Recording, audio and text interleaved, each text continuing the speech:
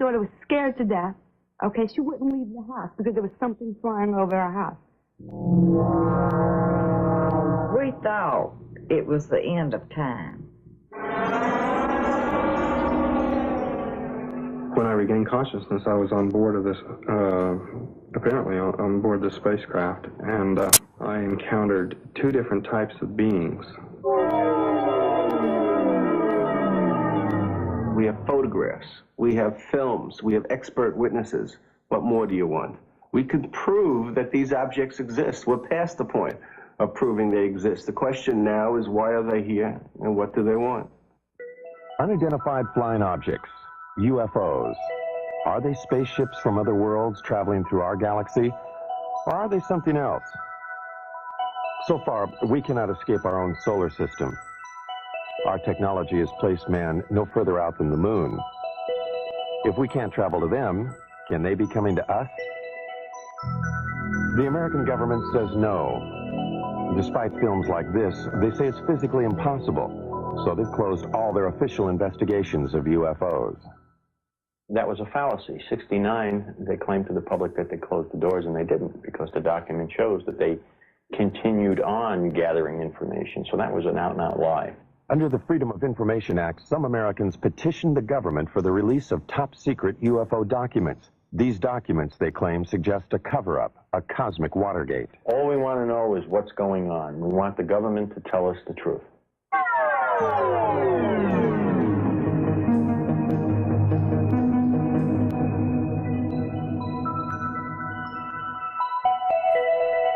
The truth, some believe, is that a higher intelligence from a planet far beyond our galaxy has mastered a technology that makes it possible for them to do things we can only dream of. They believe that these beings are penetrating the galactic mist that shrouds and protects our planet. Some believe that these extraterrestrials' technology is so advanced that they might even have visited us long before the birth of Christ. Are there secret messages carved in the stones of the pyramids of Egypt? Messages that tell us of the mysterious voyages of ancient astronauts? On the pyramids of Egypt and Mexico and in primitive cave drawings all over the world, there are carvings and images that many describe as being of intergalactic travelers dressed in spacesuits and helmets.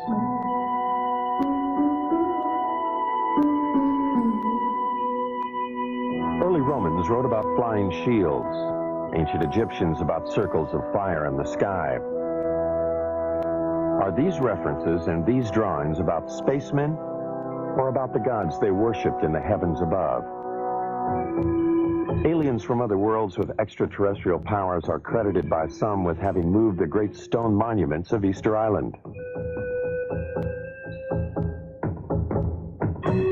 Others point to the giant circle of Stonehenge as being a sophisticated astronomical tool, only possible at the time if it were designed by others with a more advanced knowledge of the universe. And then there are the Nazca Lines, an alleged spaceport. These mysterious images, decipherable only when seen from the air, were carved in the ancient times atop a mountain in Peru. Many claim this was a landing area for ETs. If there were ETs coming here in ancient times, they seem to have lost interest in us, until 1947.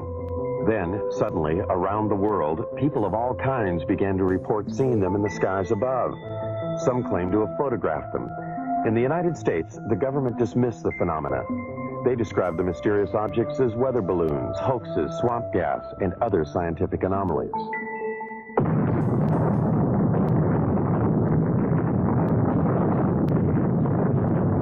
World War II had just ended. A new age had begun at the Alamogordo Flats of New Mexico. The atomic bomb had unleashed an energy that some believed would take us beyond the stars. Reason enough, some say, for those higher intelligences who dwell in other worlds to return for a second look at us Earthlings. They would have to look beyond the shadows of our mushroom clouds. They would need to know what our universal intentions were. In the years after the war, Navy and Air Force pilots regularly reported sightings of UFOs. Repeatedly, these sightings were dismissed by the military. One pilot, Captain Thomas Mantell, radioed he was pursuing a UFO. The saucer-shaped craft, he said, was moving at speeds unknown to man. He pursued the craft until his own plane exploded in midair. The Navy investigated the crash and attributed the explosion to the pilots pushing his plane too high and too fast. Others said Mantell was a casualty of an extraterrestrial attack. UFO proponents charged a government cover-up, the first, they say, of many. UFO investigators allege that the government cover-up went into high gear with the Roswell, New Mexico incident in July 1947. Roswell was the site of an Army Air Force base 118 miles from the atomic testing grounds at Alamogordo and only 220 miles from Los Alamos, birthplace of the atomic bomb. On July 2nd, this rancher, Mac Brazel, saw something crash in a field outside town. Brazel died in 1963, having kept a pledge to the Air Force to keep secret the story of what really happened in this field. Brazel talked to only one person about those events, his son, Bill, now 60 years old. He told him that whatever crashed here was something he could not identify. According to my dad, there was a bad thunderstorm the night before. The next day he was out on the ranch and he found this debris. And he picked it all up in his pickup and was talking to people, and of course there was some talk about UFOs. He was going to Roswell, and as far as I know, he got in touch with the Sheriff's Department. They in turn called the Air Force. Then the Air Force got with Dad and swore him to secrecy, and they came out to the ranch and picked up this debris. Major Jesse Marcel, the chief intelligence officer at the base, was assigned the task of collecting the debris from the crash site. His selection for the job, UFO proponents say, is proof that the Air Force knew from the start that... With my knife. I found one piece of what looked like metal anyway. It was not flexible, but it was as thin as a foil of a pack of cigarettes. It was that thin. One of my boys told me, there's something unusual here. He said, I tried to make a dent in this metal. He says, you can't bend it. You can't make a mark on it. He says, I took a sledgehammer and whammed it. I put it on the ground and whammed it. The sledgehammer bounced off of it. When Major Marcel reported his findings to officials back at the base, they issued a startling press release. They had a flying saucer. The next day, Major Marcel was assigned to take the remains of the crashed objects to Wright Field in Ohio for further examination. However, the plane landed at Carswell Air Force Base in Fort Worth, Texas. General Alfred Ramey took one piece of the object off the plane and called a press conference. Then, Major Marcel was given different orders by Ramey. He was not to continue on to Wright Field. He told me not to say anything. He says, I'll handle it from now on. And that's exactly what he did. When he came out, he said, he told the press that was there, he said, that was nothing but a weather balloon, crashed weather balloon. Marcel, under orders not to say what he believed, only recently spoke out against the Air Force's revised story. It was definitely not a weather balloon. And it was an aircraft. So what it could have been, I wouldn't know. I still don't know. Mac Brazel, who had a rancher's knowledge of such things, told his son that, like Major Marcel, he knew the object was not a weather balloon. He said that's what the Air Force tried to make him believe, that it was a weather balloon. And he said, Bill, he said it was not a weather balloon. He said, I don't know what it was. But he said it was something altogether different and much bigger. If extraterrestrials are good. Philip Klass, a military expert, disagrees. The fact of the matter is that it was not a weather balloon as such. It used a weather balloon as a vehicle, But what it was is called a radar corner reflector. It's an object that is roughly hexagonal so that it can be tracked by radar. And no matter what angle this hexagonal thing is pointing, it always returns a strong radar echo. So the object was not a weather balloon as such, but it used a weather balloon to hoist it. If the object were only a weather balloon, UFO proponents say, then why did the Air Force pledge Mac Brazel to secrecy? And why did the Air Force pursue his son in the months that followed? Only 22 years old at the time, Bill could not help but be intrigued by his dad's discovery of the strange materials in this field. He searched for and found some remnants of the crashed object. And I was talking about it. I went into Corona, and I was sitting there in a beer joint, and of course, my friends was asking me if I'd found any more or anything like this, and I said, well, I picked up a few scraps, about a cigar box full, and somebody, I don't know, must have informed the Air Force, because first thing I know, I have visitors, and they say they'd like to have this material. And they didn't tell me they'd confiscate it. They just said, well, like we're going to have it one way or the other, you know. What Bill and his father found was taken to what is now called Wright-Patterson Air Force Base. Some believe, however, that much more was taken there. What they say is the actual shell of a spacecraft. This spacecraft, they allege, was struck by lightning, causing pieces of it to fall away into Mac Brazel's field. The craft itself, they say, crashed 78 miles away. The story has it that the spacecraft and the bodies of its alien crew members were then taken to Wright Field and stored in Hangar 18. Myth or fact? The Air Force denies the existence of craft or ET bodies. Nothing has surfaced in the Freedom of Information Act released top-secret government documents. Nothing to support what some claim is this actual photo of an ET's arm. The Air Force also denies the existence of Hangar 18 itself. Senator Barry Goldwater has written that he has tried to gain access to the legendary building.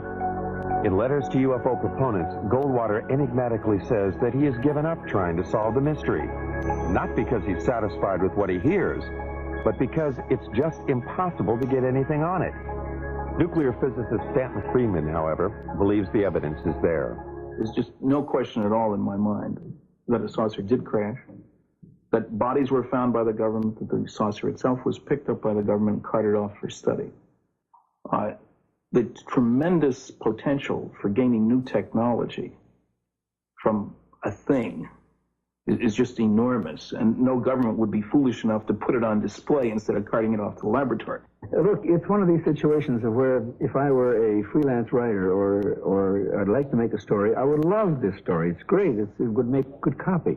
But unfortunately, or fortunately, I happen to be a scientist, and I have, you might say, the Hippocratic oath of a scientist. I will not say something is so until I'm very certain in my own mind that it is. So as far as the creatures are concerned, I honestly don't know. Dr. Hynek, a noted astronomer from Harvard and Northwestern universities, has been a persistent investigator of UFO cases. In 1952, he was asked by the Air Force to join Project Blue Book, their UFO investigation unit. 17 years later, he joined Air Force Secretary Harold Brown at a press conference to announce the team's conclusions. None of the evidence that I have examined would indicate any proof at all that we are being visited by extraterrestrials. What is the Air Force hiding in this investigation? We have not been hiding anything. The investigations have been made public. The explanations of those where there is a clear explanation have been made public. The hearing this morning was public for just that reason. Project Blue Book was activated to deal with what the media was calling flying saucer hysteria. They investigated 12,518 sightings. They could not explain 701 of them. Doubts lingered long past the report's publication. Even supporters of the project's conclusions had to wonder about photographs like these. In a series of 3 pictures, one can judge relative size because of the car window, the telephone poles, and the highway. One can also speculate about the dirt being kicked up into the air. Dr. Hynek, the leading scientist on the Blue Book panel, began to have doubts. He personally went to Brazil to talk to the man who took these pictures. He discussed the matters with the president of Brazil and with photo analysts on both continents. By 1973, he had completely reevaluated his Blue Book experiences. He now became a critic of the investigation and an advocate for more UFO study. I was there at Blue Book, and I know the job they had. They were told not to excite the public. Don't rock the boat. And I saw it in my own eyes happen that whenever a case happened that they could explain, which was quite a few, they made point of that and let that out to the media. Things that the cases that were very difficult to explain, they would jump handsprings to keep the media away from it.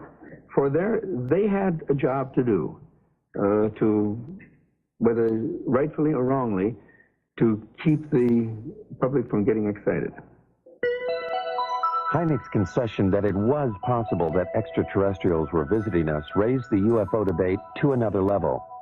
A major establishment astronomer and a man trusted by the Air Force was now saying that intergalactic spacecraft could be traveling through our solar system. His pronouncements caused scientists who might otherwise have stayed out of the UFO debate to enter it. They called Hynek's proposition fantasy. But if we just think of our own galaxy, you know, it's 100,000 light years across. That means to travel from one side of that galaxy to another side, the other extreme edge, would take you 100,000 years if you traveled at the speed of light. Now, there's very good evidence that nothing travels faster than the speed of light. I mean, it seems to be the ultimate speed limit in the universe. If, however, aliens know something we don't, suppose they are able to transform space and time or manipulate space and time in some way, or travel in other dimensions, then all things are possible. As man has entered the space age, the concept that all things are possible has indeed become part of a new way of thinking.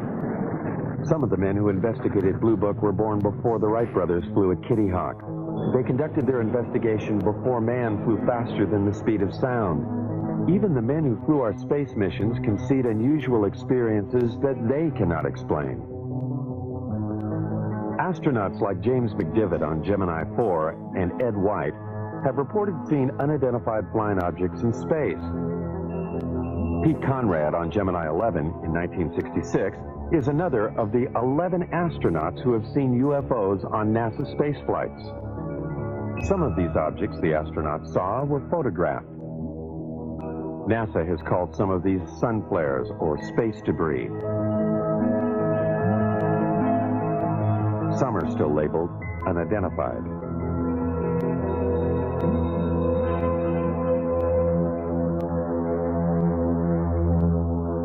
Astronaut Gordon Cooper was so impressed with an unidentified flying object he saw that he wrote about it to a special United Nations commission studying the phenomena. He wrote, "I believe these extraterrestrial vehicles and their crews are visiting this planet from other planets, which obviously are a lot more technically advanced than we are here on Earth." Recently, Cooper reversed himself. He does not now believe that what he saw was an extraterrestrial spacecraft. Another of the original Mercury 7 astronauts, however, has not changed his mind about what he saw on a test pilot flight in 1952. Deke Slayton. As I closed on this thing, well, it looked like a weather balloon, and that's what I presumed it was. And I had plenty of gas and time, so I decided I'd just come back around and make a pass on it. And I got around where I should have been coming back on this thing. All of a sudden, it didn't look like a balloon anymore. It looked like a saucer sitting on edge, about a 45-degree angle. I didn't have any gun camera film on board, unfortunately, or I'd have shot some pictures of it. And about that time, I guess whatever it was, for whatever reason, it took off climbing at about a 45-degree angle and just accelerated and disappeared. And I obviously couldn't follow it with an old piston engine fighter. So I turned around and went home. Some UFO observers, however, have had camera and film on hand at the critical moment. This footage was shot from a helicopter off Catalina Island in 1966. Some say this is a single-wing aircraft. This film was shot by the coach of the Great Falls, Montana minor league baseball team in 1950. The Air Force says it is a picture of two aircraft. This film was shot by a newsreel unit in Guatemala in 1976. Some say this is also an aircraft.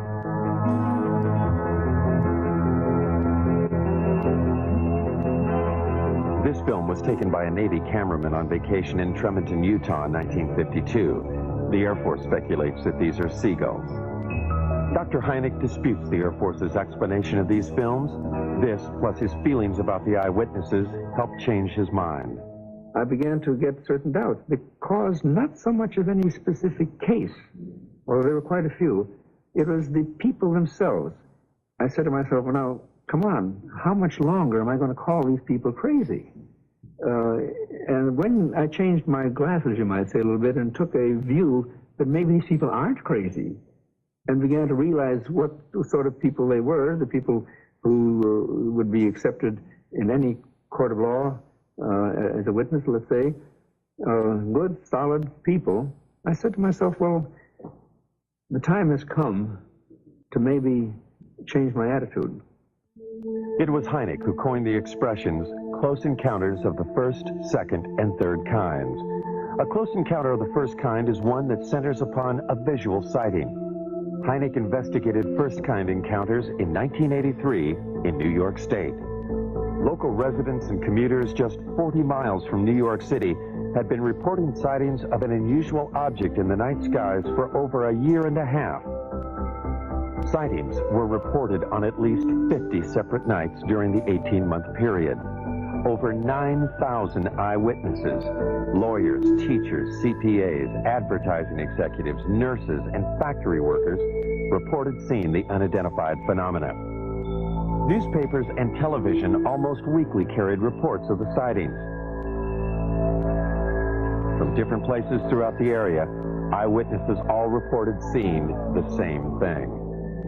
I looked up, and right over my head, virtually, and it wasn't far off, it was right over my head and very still, there was a rim of light in the shape of a triangle. It was just a tremendous object. It was anywhere from wingtip to wingtip, about 50 or 60 yards. These were very, very unusual lights. I've never seen anything like it in my life, and so I pulled my car over and I had to take a look. I mean, he would drive down the road and look up in the sky. Some people, like Bob and Lori Pozzioli, were determined to film the object. And then one night, he spotted this one round object. And that's when he called me, and he said, quick, let's get the camera. And we did. Oh, good God. I don't know. Not quite. I'm going to tell you something, honey. I don't know what the hell it is.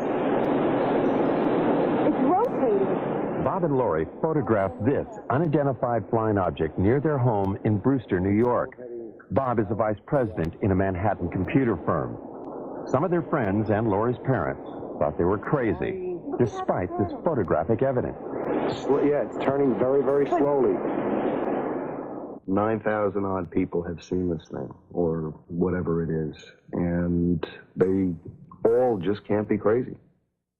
Bob and Lori have two children. They are concerned about what they saw in the sky. They also wonder why the government hasn't investigated the event.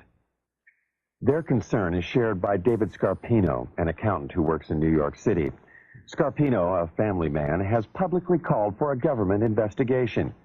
He and others, like Bill Healy, a meteorologist at the county airport, made this demand at a town meeting. Public furor has been led by County Clerk Dennis Sant. Sant feels that a government investigation is indicated by the fact that eyewitnesses have all reported seeing the same thing. You know, the movement was almost like a probing movement. It was very slow, and it stopped periodically and stationary, where it just came to a standstill, and then it would move to another position, and the movement from one position to another was just extremely slow. Now, the speed at which it was going at that point was very slow, because I had to walk at a very slow, deliberate gait to keep up with the light. Every step I took, it moved a little bit. It moved in a very straight line, very slowly. There was absolutely no noise. When I walked away from it, at that point, it started to rotate virtually, almost as it was on an axis. It didn't make a big loop. It just rotated. It appeared, as I said, to rotate in the sky, change lights. Aircraft, I don't care how well precise you want to be in flying those suckers, you're not going to be able to make them move 90 degrees. All right, this thing did apparently rotate. You can't do that with aircraft. Could it have been an aircraft or many smaller light planes flying in formation? The media attention given the sightings prompted 6 pilots at a local airport to try to prove that it could be just that. Amused by the idea of UFOs, the pilots planned and flew at least 18 daring nighttime missions, flying in formation, sometimes without lights.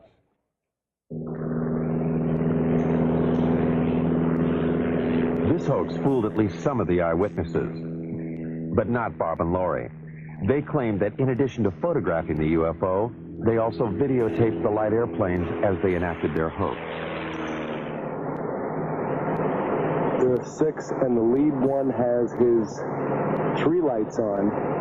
Everybody else only has 2. Did you hear the engines? Some UFO investigators agree that many of the reported sightings were probably of the hoax. But some eyewitnesses, they say, were clearly able to differentiate between the hoax and the unidentified object.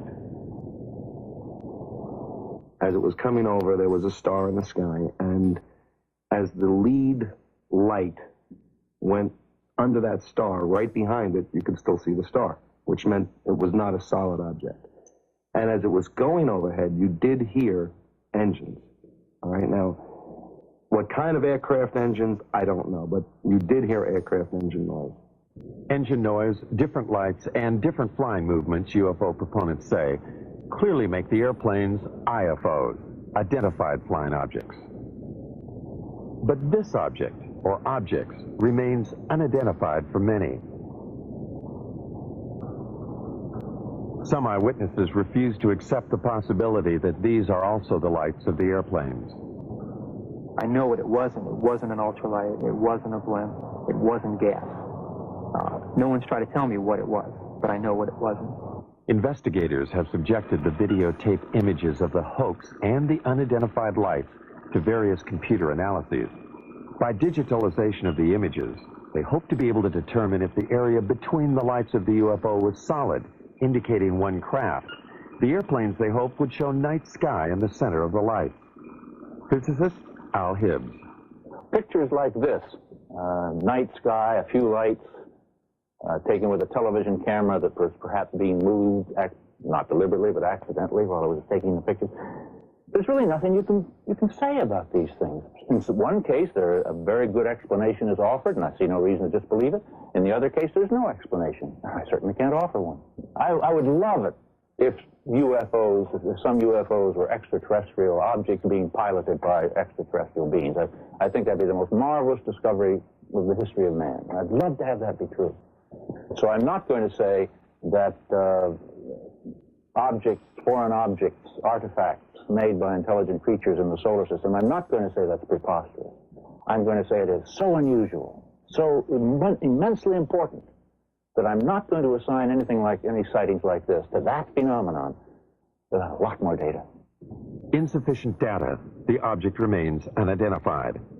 For government officials, therefore, it is of no consequence. But for the New York eyewitnesses, the question of what it is remains. They find the government's apparent lack of interest puzzling. The government didn't come to me as a rational individual. As an accountant, I like concrete things. I like evidence. For them to say that I didn't see anything without really talking to me and investigating it means that they were trying to hide something. And that was my feeling from the very beginning. They know something, okay? They know something. Either they know that there's something up there, and they want to investigate it themselves and don't want other people trying to handle it, or they're doing something. But if they're doing something, then let people know about it. This New York State event occurred over a densely populated area and over a nuclear plant, prompting one eyewitness, New York attorney Peter Gersten, to suspect a government cover-up.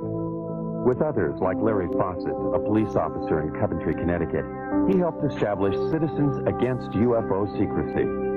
Fawcett, who says the way he views the world has been drastically affected by his sightings of a UFO in 1965, petitioned the government for the release of UFO-related documents.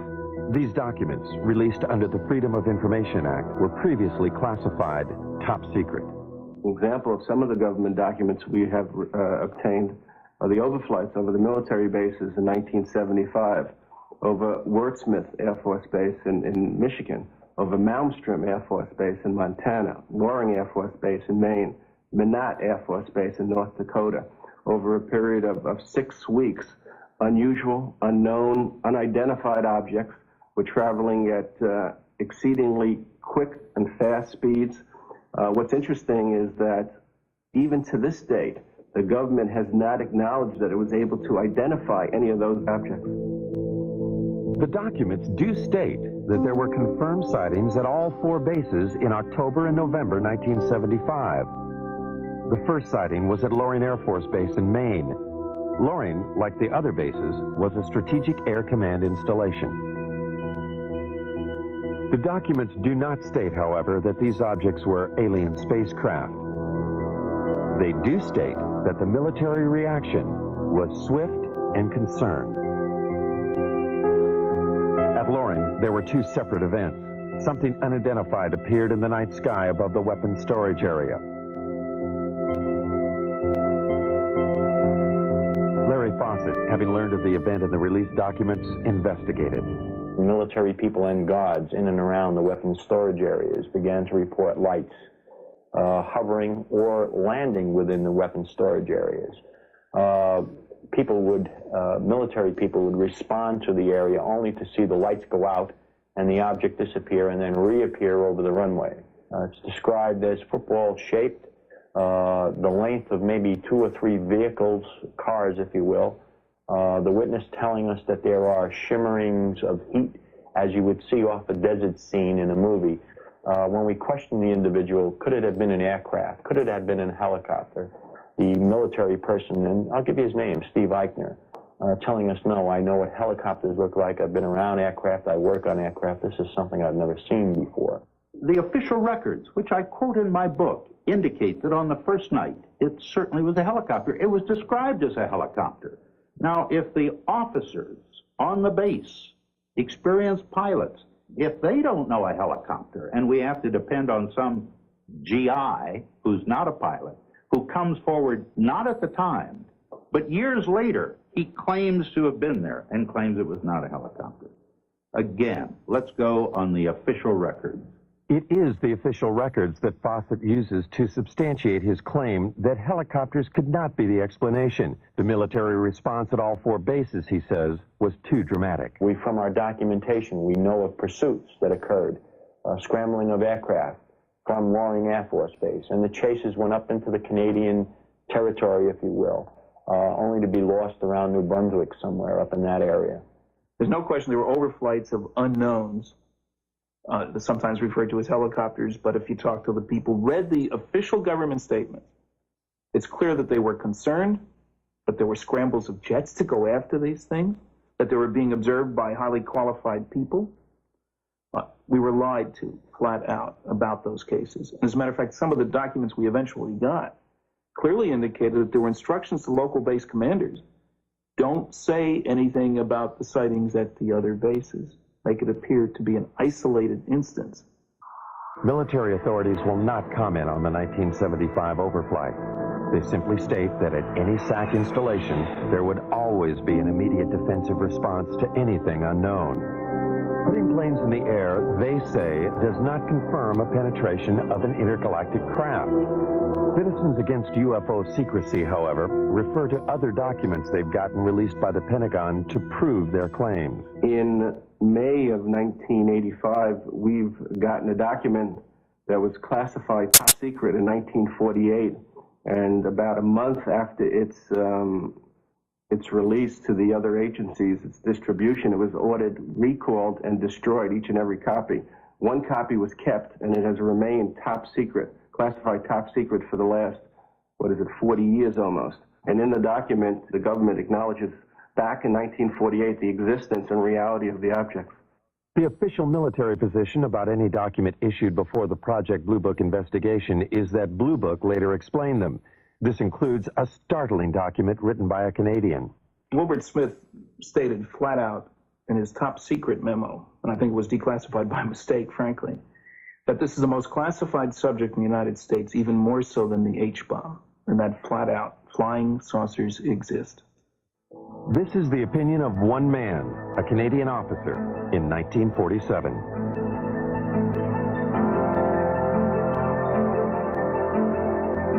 For proof that flying saucers do exist, some critics demand more than just the accounts of those who have had close encounters of the first kind, visual sightings.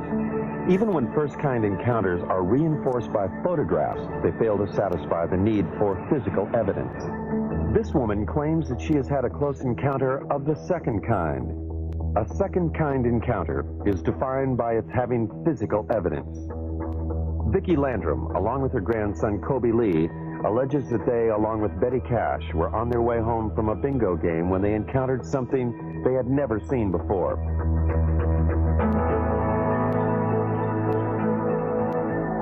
The alleged event took place on December 28, 1980.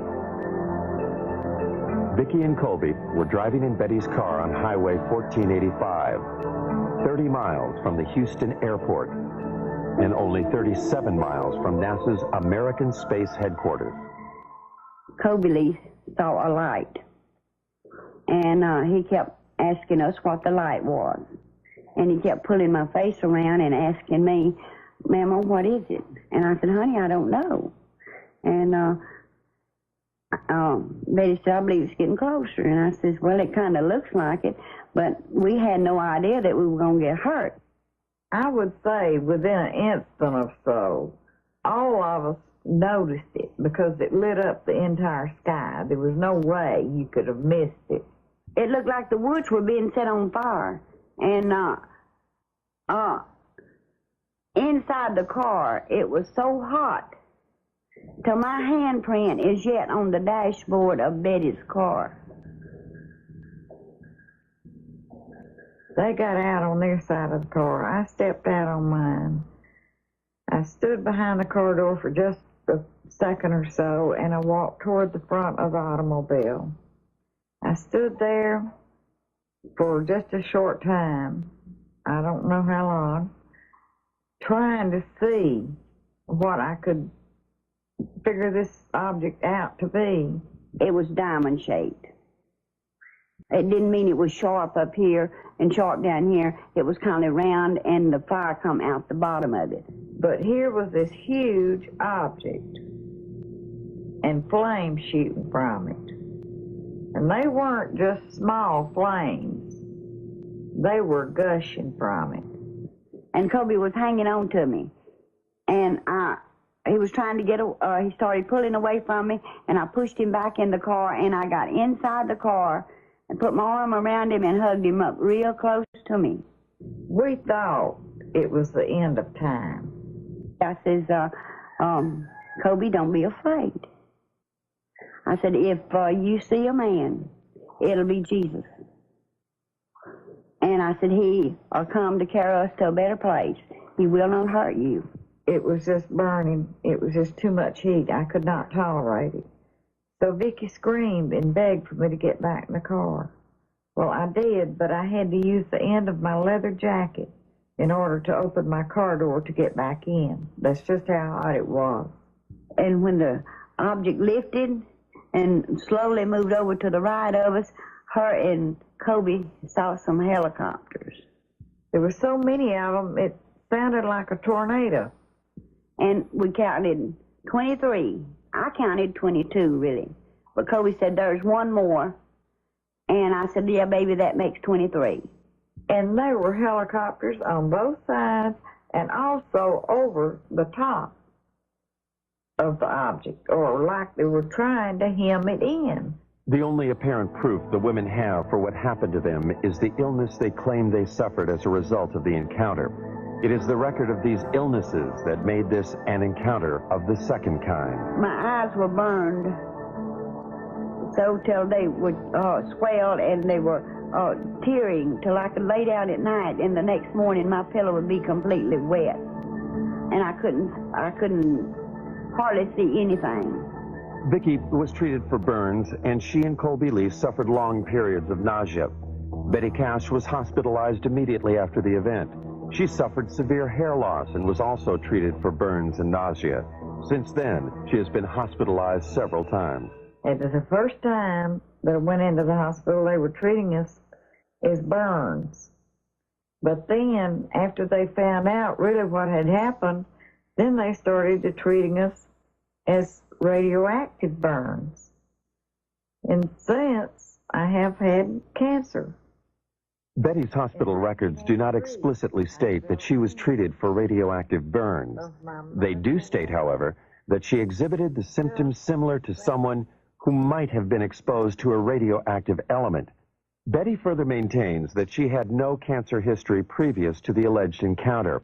Her records do confirm, however, that she does now have the disease. No, I'm not well, by no means. I wish, I pray, that I could be. With the help of Peter Gersten, the New York attorney for Citizens Against UFO Secrecy, the two women have sued the government to find out what it was they encountered that night. Was it a UFO, or an American weapon gone awry, or something else? I believe the story is a hoax. There is absolutely no evidence. The women's story is supported only by the claim of Betty Cash that she had serious health problems after the alleged incident. From my review of the Cash Landrum case, I would say that there's no question that an event took place, that those people were near something that was emitting radiation. I don't think it was an alien spacecraft, frankly. I think it was a nuclear-powered aircraft. That's why all the helicopters, it's standard practice if there's a classified system around. There are guys ready to go there to keep somebody else from getting that should it crash. The facts are that the U.S.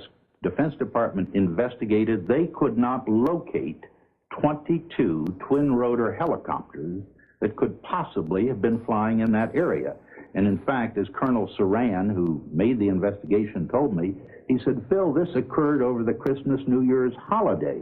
He said, you couldn't get that many helicopters. You couldn't get a military operation into the air over the Christmas, New Year's holiday unless the nation was at war.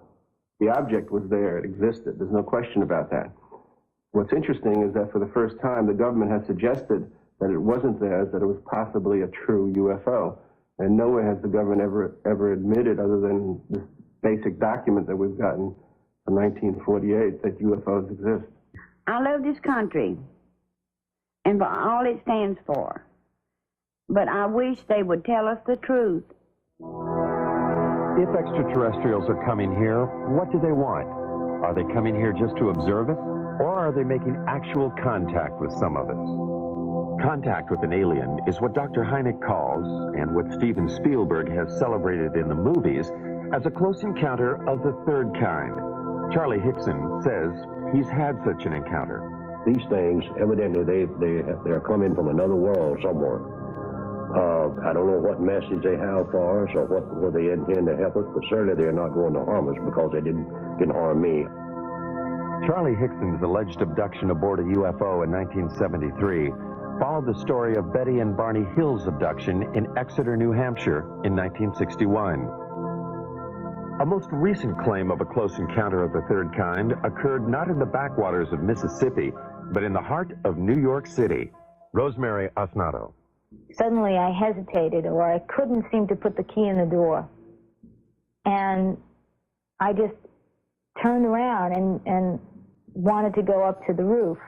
And this seemed rather odd because you just don't do that in New York. You don't go up on the roof at 1 o'clock in the morning. It's just not something you do.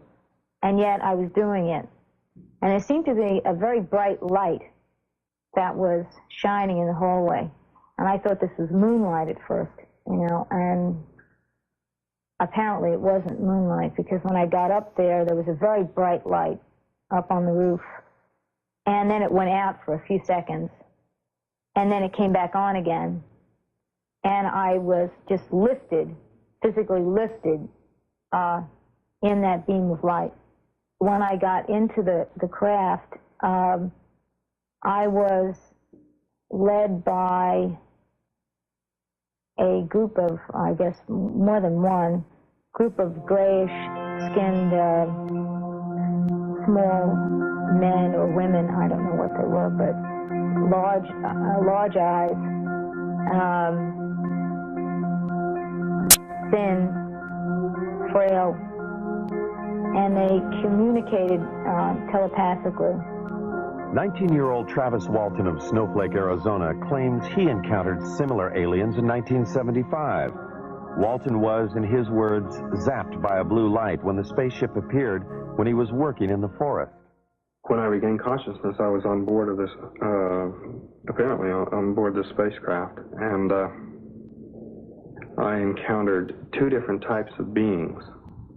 The first type of creature I saw was about 5 feet tall. They were very white-looking. Their skin was very pale, and they didn't have any hair on their heads, and they had enormous eyes. There was a type of being there that, you know, anyone else would consider to be look very human-like.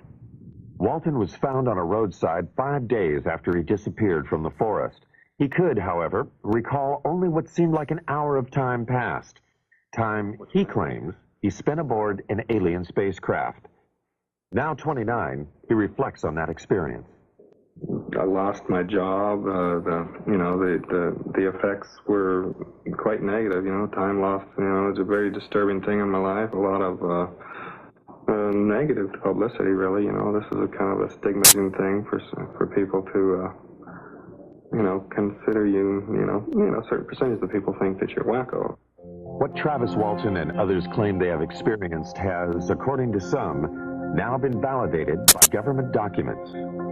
About to join the literature of third-kind encounters is the startling tale of an alleged landing of a spacecraft outside an American Air Force base in Rendlesham, England. The American military admits they are still withholding 6 documents. In the Bentwaters case, we have an eyewitness, which is rare. We have an audio tape made at the time of the actual event. We have a government document which corroborates the existence of the incident. The government has no reason to withhold the information. The UFO is said to have crashed in the Rendlesham Forest in an area 2 miles from the American military installation. Released Air Force documents confirm that military personnel were dispatched to the site on the first night. They reported seeing the lights of the mysterious craft. On the second night, after Geiger counter readings indicated increased radioactivity in the area where it seems something could have landed, the commanding officer of the base, Colonel Charles Halt, along with several officers and enlisted men, also reported seeing the UFO. Halt wrote this document reporting the sighting. It clearly indicated the presence of a strange glowing light that illuminated the entire forest. It tells of pulsating red and blue lights and of the objects disappearing.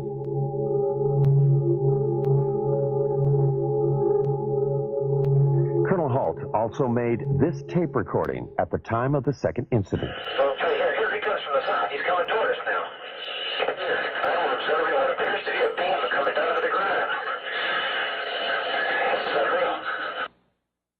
What Colonel Halt was describing that night, some believe, was the pulsating light emanating from a lighthouse 5 miles away. Those who believe that it could not have been the lighthouse quickly point out that Halt's report indicates lights of different colors. Critics respond that pulsating lights can play tricks, create illusions. And the light comes in at you at a roughly tree level. And it turns and it rotates, so it's flashing on and off. If you look at the transcripts of the taped account of what the colonel and his men said that night, you'll find that they were saying such things as, it's on now, it's off, it's on, it's off, if I remember correctly. And that sequencing corresponds precisely with what the rotational frequency is for the lighthouse. The lighthouse theory deals only with a close encounter of the first kind. What of the close encounter of the third kind? The story told later by several American enlisted men. The story they say they were ordered not to tell. Afraid to reveal his identity, one of them talks about the alleged encounter. The senior officers seem very calm with it. And the lower ranking people like myself didn't know what to make of it, and almost maybe shock had set in because we were very apt to listen to what we were told to do. I know conversation took place between our base commander and individuals that were in the craft. Our base commander at that time apparently even shook one of their hands. Something tells me at that time they had difficulty with the craft, and we even gave them help in repairing the craft. The lighthouse explanation for Colonel Halt's report cannot explain away the account of the alleged landing and third-kind encounter. And so far, nothing in the released government documents confirms such an encounter. There are 6 documents that the government is withholding concerning the incident in Bent Waters. I want to know why they're withholding that information. They do not have a right to withhold that information, and I want to know what that information is. The government will not release the documents for national security reasons. Citizens Against UFO Secrecy maintain that the government uses national security as a cover for withholding UFO-related material. Recently, they sued for release of a document from the National Security Agency. When they got it, it looked like this. When you go through it all, and somebody actually added up the percentage of the paper, more than 3/4 of this document isn't there. It means quite clearly that there is a cover-up. Anybody who says the government isn't holding anything back has to say, well, except for that stuff they won't release. I mean, this is a UFO document. It tells about NSA information about UFOs. Now, on the one hand, the government is still saying UFOs don't exist. Now, if UFOs don't exist, how can they affect national security? The government maintains that what is in the censored and unreleased documents is information that does not support the existence of extraterrestrials, but rather information that, if released, would compromise our own intelligence network. Much of the information in those UFO documents, the government claims, has to do with how we intercept and decode Soviet bloc messages. To release them would reveal to the Soviets and other potential enemies where we have listening stations. My goodness, the Russians might discover that we have a listening station in Leningrad, as an example, that we had intercepted some communications there. More important, it would reveal that we were able to decode Soviet coded messages. There are 3 basic reasons why the government does not come forward and release the information it has on UFOs. The first reason is technology. It is trying to learn as much about the objects before the Russians. The second reason is the vulnerability that could be shown by the revelations that might be forthcoming concerning UFOs. And the third reason is the hysteria that might be caused by the release of this information.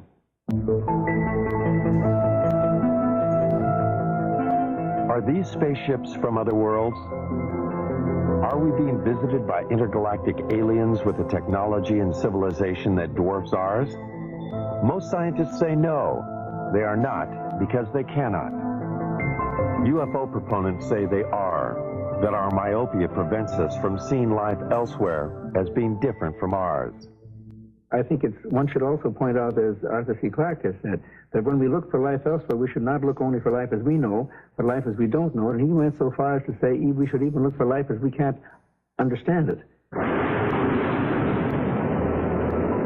We are now only beginning to free ourselves from the gravity that binds us to our own planet. A new generation of Americans, those born in the space age, demand new answers to old questions. More receptive to the possibilities, they want to know, are we being visited by intergalactic travelers? They have joined their voices to others asking, what's going on? Is there a government cover-up? Do the unreleased documents contain evidence that proves that UFOs over our nuclear plants and air bases are actually from other worlds, or are they from earthly neighbors? Most scientists agree that there is life in the universe, but that it cannot travel here. They hope only to communicate with that life with giant radio telescopes. These scientists believe that what is being hidden in the government documents is probably not secrets of other worlds, but the secrets of an earthbound Cold War. Either way, we want to know what's going on.